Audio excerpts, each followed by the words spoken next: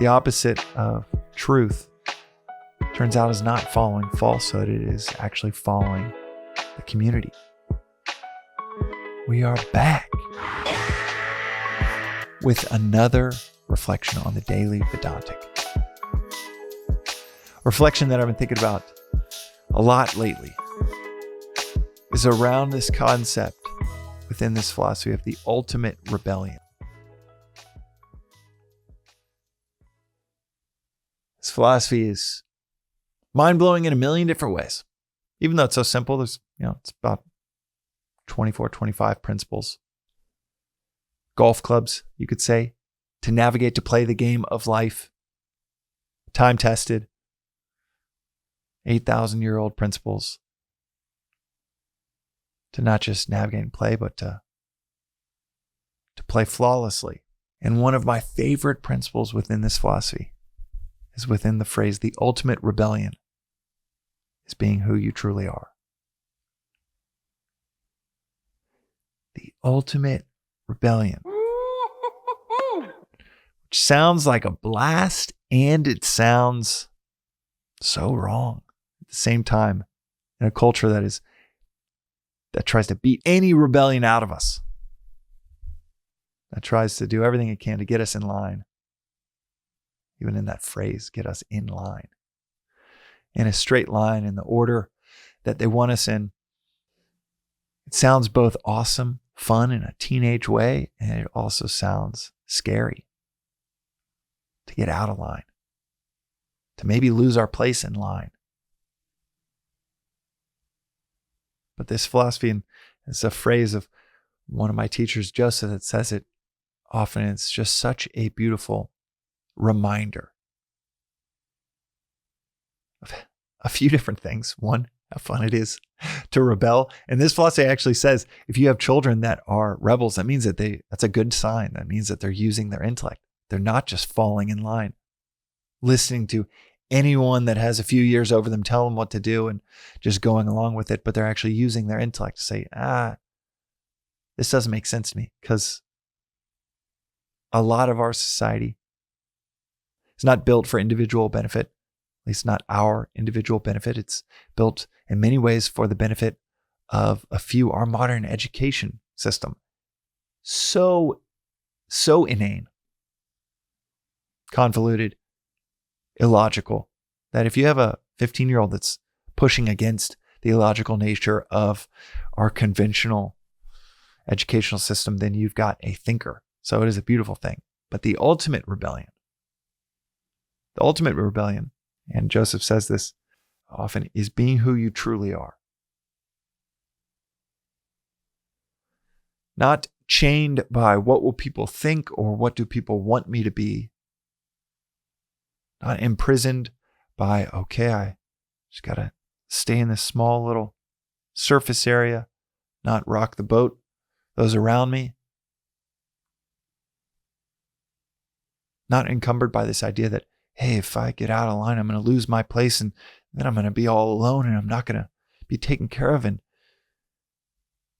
I'm not going to belong. It's like they say in writing, write and the audience forms around you. Never write for an audience. Become you, be you. And let the expressions of you come through you, and then the audience forms around you, and you have this insatiable bond between the audience that just wants what you have to offer versus let me see what people want and let me try to write for that. It's classic mistake in startups. And investing in 200 startups, I look for this very quickly. Is this a problem that the founder themselves knows deeply, and is trying to solve? Or is this a problem that a founder just sees opportunistically? Hey, this would be a good opportunistic approach to financial gain. Is it opportunism, or are they on a mission to serve themselves and their community? Are they being someone that they think others want them to be, or that they think, if I'm that for a little bit, I'll get to be who I want to be on the other side? Or are they falling into surrendering into who they are and living that out? This phrase also gets to how intimidating it can be. That scared factor when you hear a phrase like the ultimate rebellion. Especially if you were manipulated into being an absolute rule follower. So that you see it in parenting all the time. So often you just want your kids to do what you want them to do, to limit the extra work. Independent of what's good for them, what's best for them. Totally driven by selfish desire to not have to do more things. To not have more questions on the plate or more tasks, chores to do. Having nothing to do with their best interest. So, in this phrase, the ultimate rebellion is being who you truly are. It gets at this potential frightful cost. Being who you truly are isn't something that happens naturally. Being who you truly are isn't something that just happens on its own. It isn't something that you have this just strong preternatural preference. I just want to be myself. Even if you think or use phrases like, I know myself. Or, I'm going to do me. I got to be myself. I know who I am. There are so few people that know who they really are, because it is not just a scary undertaking. It is the ultimate rebellion to know and then to be who we are. You got to break out of prison to do that. And a whole lot of people chasing you to try and put you back in. It doesn't require a whole lot of dramatic theatrics to be who you truly are. It actually is more like a leaning into, a surrendering. But like the Christian notion of die unto oneself, when you look at it in its eye, being who you truly are looks like, oh, this is going to be death. As they say with enlightenment is the ultimate ego letdown. Because that which becomes enlightened is not the person that's seeking it. That is what gets left behind. Being who we truly are is the ultimate rebellion. And it is like staring death in the eye. Death of belonging, death of comfort, death of this identity we have of ourselves. From rule follower to good boy, good girl to contributing community member to a peaceful person that's not trying to unsettle those around you. And yet Christ himself said, I did not come to bring peace. I came with the sword to separate father and son, mother and daughter.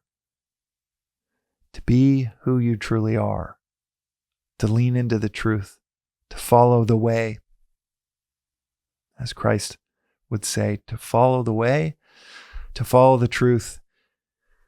That is a rebellion from so many of our natural preferences to belong, to stay with our father and mother, to be with our community. The opposite of truth turns out is not following falsehood. It is actually following the community. Going along with everything that everybody else is saying or what others want of you. Thinking that that's what will get you what you want. But if the ultimate rebellion is being who you truly are, the ultimate delusion is thinking by being someone else, anything else, it'll help you get what you want. This one's a heavy one. Also, maybe a lot of the episodes get kind of heavy, but this one is a lot to swallow. Ultimate rebellion. But like the deep cuts within this philosophy, if they don't scare us a little bit, then we're not really listening. So if this philosophy speaks to you, jot some of these words down. If it speaks to you, but you realize there's a lot to unpack here, jot all of your thoughts down and reflect over and over and over again on this beautiful, brilliant, and yet scary concept that the ultimate rebellion is being who you truly are. And perhaps jot down why it might be exciting, or better said, why it might be validating to hear one of the oldest principles in all of philosophy